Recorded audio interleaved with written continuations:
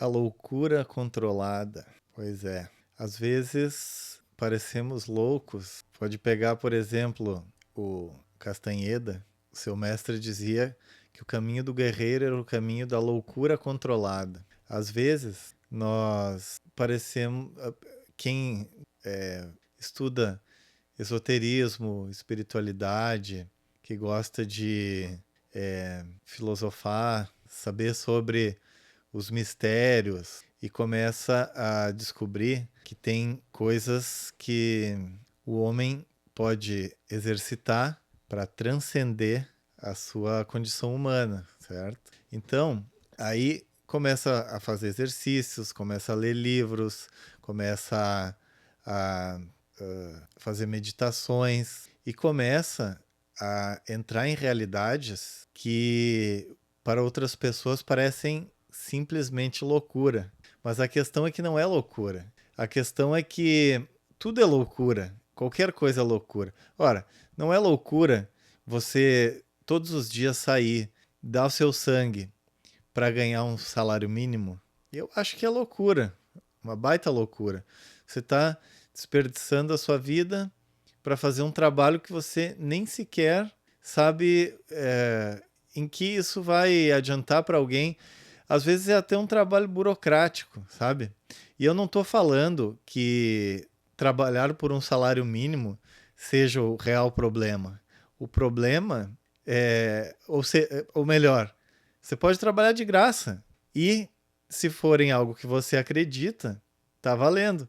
Agora, se você trabalha apenas pelo dinheiro e ainda ganha pouco, tem algo errado. Isso para mim parece loucura, porque eu te falar uma coisa, eu trabalho na divulgação de ideias teosóficas, filosóficas, para tentar despertar as pessoas para uma realidade além dessa do dia a dia em que as pessoas vivem. Só que eu não ganho nada, eu até gasto dinheiro, eu invisto para fazer com que as pessoas tenham mais consciência, consigam perceber que existe mais na vida além do que simplesmente ganhar dinheiro e ir em busca de ganhar dinheiro para comprar coisinhas no shopping. Não, cara, não, não, não, não. Não é o dinheiro a questão. O fato em si é que qualquer comportamento pode ser taxado por louco. Só que quem vai definir o que é loucura e o que não é loucura? Ninguém vai definir. O que vai definir é, por exemplo, você julgar o outro porque o comportamento dele é diferente do seu comportamento. Então, é uma questão de julgamento isso. Então, esse argumento de dizer que alguém que se dedica às questões espirituais, de transcendência, é, que, que acredita que vai ter uma outra vida depois dessa, pode parecer até loucura para algumas pessoas e eles têm razão de achar em se tratando de religiões em que se acredita que o papai do céu está lá em cima, né? Mas não é o caso da filosofia. A filosofia, tudo é muito bem fundamentado, tá? E você pode colocar em prática determinados passos, um a um, fazer meditações, você vai ver como que você vai se sentir após fazer uma meditação.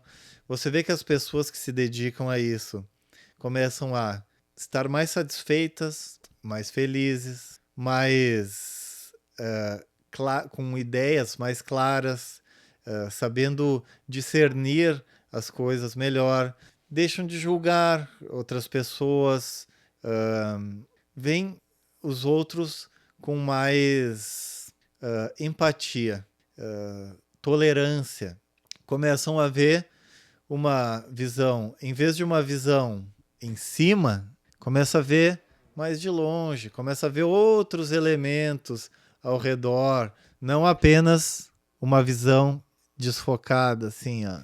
Não, você consegue ver tudo. Isso a filosofia te traz. E não é uma questão de loucura. Realmente tem algumas filosofias que podem, por exemplo, ser mais adequadas a uma determinada região, no Oriente, ou em países nórdicos, ou na América Central, ou na Europa, mas isso é uma questão mais cultural mesmo, claro, de linguagem, de como aquelas pessoas daquele local veem o mundo. Então, até acredito que algumas coisas podem ser bastante é, estranhas, né? Por exemplo, o jeito como as pessoas se vestem, isso pode se tornar algo estranho, mas não é a filosofia em si, o fato de a pessoa estar buscando elementos mais internos dentro dela mesma e conseguir mergulhar dentro de si mesmo e enxergar elementos que outras pessoas nem imaginam que exista, que faz com que a pessoa esteja variando da cabeça. Não é essa a questão. O fato é que se você vê filósofos, yogis, esoteristas, estou falando de pessoas que se baseiam nos clássicos, claro, né? Agora, não tô dizendo de pseudo-esoterismo. E você não consegue enxergar nada ali?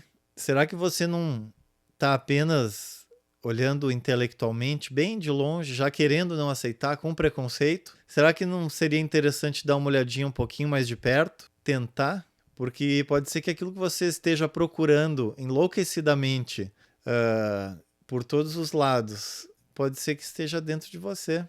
Muitos desses loucos dizem isso, que tudo aquilo que as pessoas procuram por tudo quanto é canto, na realidade está exatamente dentro delas mesmas. E aí? Vai ficar assim? Vai tentar? Vai dar uma chance? Vai largar o preconceito? Eu sei que a ciência, juntamente com uma certa narrativa, fazem com que haja uma tentativa de ridicularização de qualquer coisa que não possa ser explicado dentro de um laboratório. Mas o fato é que a própria ciência, se dedicasse com sinceridade a fazer observações além de apenas com esses instrumentos que foram feitos para observar fenômenos estritamente materiais, se tentassem, através do método indutivo, que é o método científico, com real sinceridade, observar fenômenos que acontecem, como EQMs, por exemplo. É um fenômeno facilmente observável e pesquisável. Inclusive, alguns já estão fazendo isso. E só que a ciência como um todo não aceita nada que não esteja dentro de um certo formato pré-estabelecido. Não há uma flexibilidade. Claro, isso aos poucos está acontecendo. É fato que com o tempo não há como tapar o sol com a peneira, né? Só que, se for assim, a ciência está seriamente arriscada em cair na descrença. Porque no momento que as pessoas começam a perceber que ela está mantendo uma posição que é uma posição de defesa do seu ego, então aí a ciência já não vai mais ser o que nasceu para ser, que é aquele método desapaixonado, totalmente baseado nos fatos em si, só que quando o elemento psicológico dos próprios cientistas e o ego dos próprios cientistas não deixam com que eles aceitem coisas que eles pessoalmente acham que não devem ser aceitas, aí você está caindo num terreno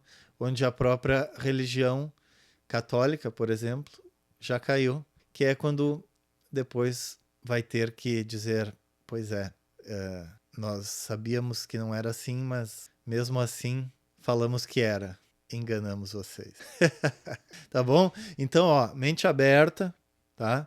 Porque a visão de mundo de cada pessoa, ela é faz com que a gente tenha facilidade em aceitar determinadas coisas, determinados fatos que damos como certo. Mas o preconceito e a visão fechada sobre alguma coisa nunca é bom.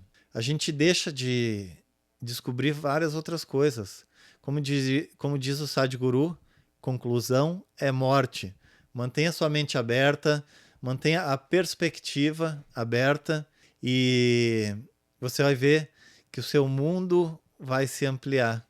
Não pense só em termos de política, de dinheiro, de ciência, de tecnologia, de religião. Pense em tudo isso e mais um pouquinho. E olhe de perto. E se você vê que tem algo, olhe mais de perto ainda. E se você acha que tem algo mesmo, cuidado, não olhe muito de perto. Tá bom? Então, foi só uma reflexão mesmo sobre a questão do preconceito e da visão de mundo estreita, sem dar a chance de aprender coisas novas. Você sabe por que, que o Sócrates foi considerado o homem mais sábio da Grécia? Porque ele mantinha a visão aberta. Ele sabia que ele não sabia. O que isso quer dizer? Mas se ele não sabia, como é que ele ia ser o cara mais sábio da Grécia? É porque o resto do pessoal achava que sabia tudo. Dizia, não, isso é o certo. Não, aquele lá tá louco, aquilo lá é loucura, não tá certo. O meu tá certo. O do outro é loucura. E Sócrates, não, ele se mantinha com a visão dele aberta e podia ver dentro de cada coisa, se questionar, se perguntar, será que é assim? Será que não é? Como será que é? E através do diálogo, ele ia então desenvolvendo e descobrindo tudo o que não era, para no final saber o que era. E também Pitágoras, né? Pitágoras, ele foi considerado também um sófos, que era um sábio, né? A sabedoria divina, o sofos, né? Porque do grego tem dois tipos de conhecimento, que é gnose e sofos. Gnose é o conhecimento empírico, prático. E sofos, sofia, é o conhecimento divino. A pitonisa, do oráculo de Delfos, disse que ele seria um sofos, seria um sábio. E ele disse, não, eu não sou um sábio, eu sou um filosofos, eu sou um buscador da sabedoria. Então, coisas em comum entre dois sábios, ou pelo menos considerados sábios pelo oráculo, negaram essa sabedoria que foi dirigida a eles e disseram, não, nós não sabemos, apenas estamos mantendo nossa visão ampliada. Apenas estamos observando sem preconceito e entendendo que a loucura é apenas aparente. É só porque a gente manteve a nossa mente fechada e então considerou que aquilo não pode ser considerado. Mente aberta e até mais.